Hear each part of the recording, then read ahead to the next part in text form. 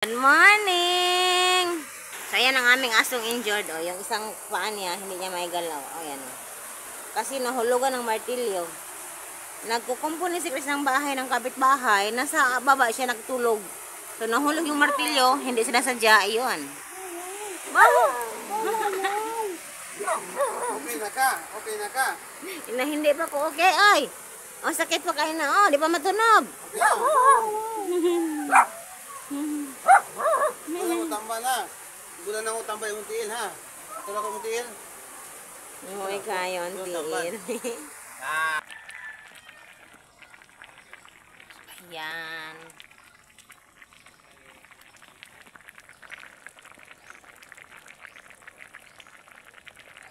Upo with alagbati na may bulad, na may tuyo.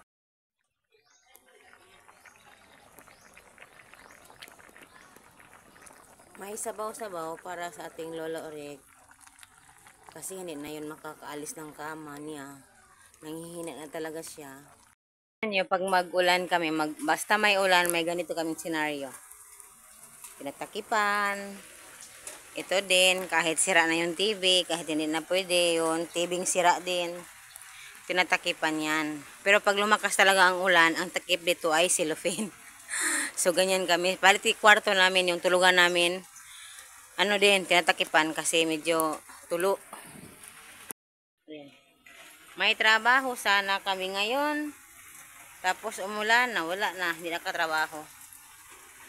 May trabaho siya sa kapitbahay, nagpanday. Yung panday na gumagawa ng bahay. Yung pinapakita ko sa video, yun. Kapitbahay namin yun, gumagawa ng bahay. Si Chris ang gumagawa. So, hello everyone! Welcome to my channel. So, ayan. Magbabalat tayo ng mangga. Itong mangga na ito. Para gawing ulam.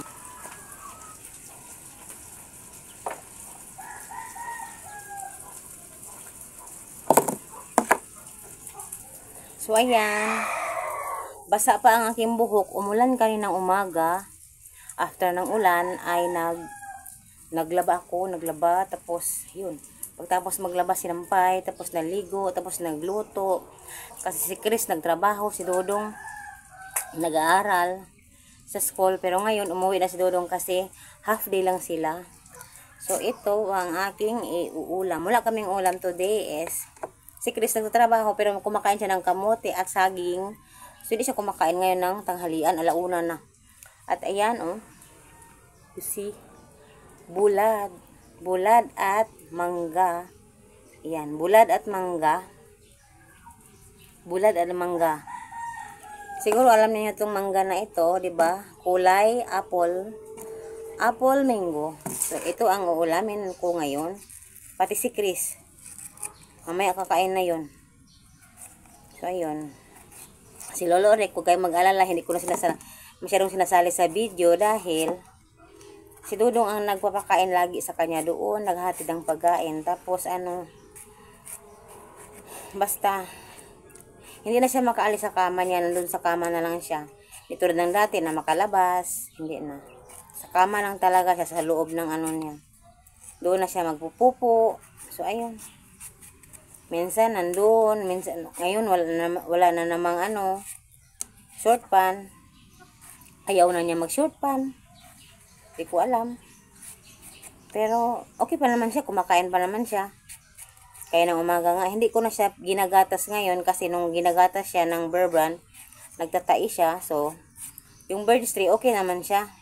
Pero sa ngayon, wala pa tayong pambili ng gatas. Wag muna. Kape ang inano niya ngayon. So, ayan. Nuhugasan.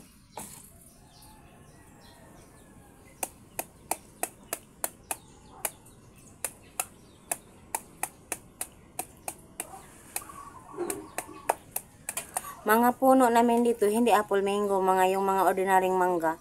So, ito, binili ko ito ng 10 peso isa. Ito ang ulam namin today. At bulad. Tanghalian. So, kaya ng umaga, hindi ako kumain. Kamote lang pala ang kinain ko at saging. Kamote lang, walang saging. 2 kamote, okay na. Uminom ng tubig, tapos okay na.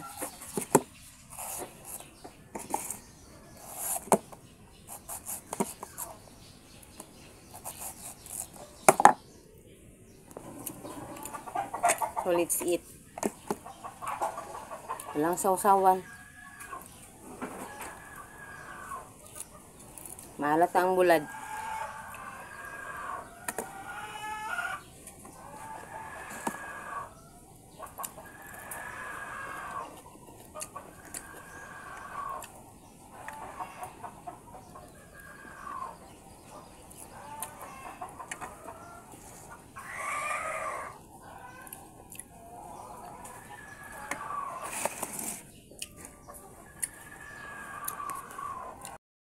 Ito ang aking ulam. Ayan. Ayan. May toyo ako. Pero yung toyo, ano lang yan? Pangbalansi sa mangga.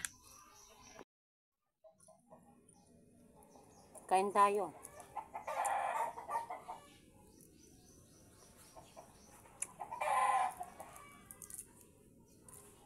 Si Chris mamaya pa daw kakain.